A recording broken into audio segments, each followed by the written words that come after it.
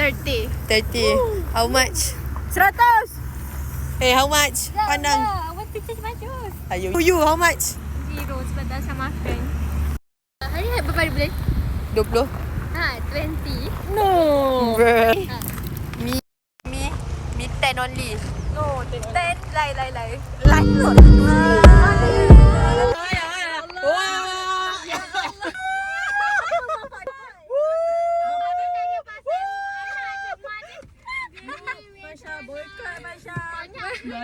Guys, dengar explanation aku. Tiada explanation. Tak, sebab diorang duk ngusik-ngusik aku. Bila aku Bapak saya ke rumah. Hari ni diorang dapat ni apa? Ayam biryani. Total damage RM10. Anda? Apa? Ada Anda janji. tadi beli RM15 popiah. Lepas tu beli The fuck? Lepas tu beli ni semua dia beli. Lepas tu tafufa RM5. Lepas tu apa?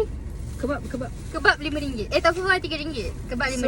15. 23. Oh shit. Orang belakang Saya punya. ni aja punya. Saya tak ada apa-apa. Yang ni tak beli?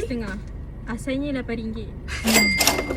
Awak tak beli? Habis tu nak makan apa tadi? Alah, biar je tak nak makan. Tak rasa nak makan. Saja beli popiah tu. At least makanlah sikit. Ivy, total damage berapa?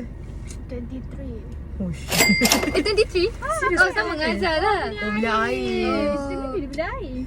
Tak, Hujan kat depan. ingatkan dapat bekas kecil. Dapat bekas besar. Apa? Ivy punya. Air. Apa ini boleh minum air kan? Memang ke? Macam terangkan pakcik tu pula. Okay lah guys, bye-bye. Total damage. Macam ni tu yang dia tadi macam Lah, memang dia betul. Ya, pakai macam ni. Lagi ikut pergi. Astagfirullah.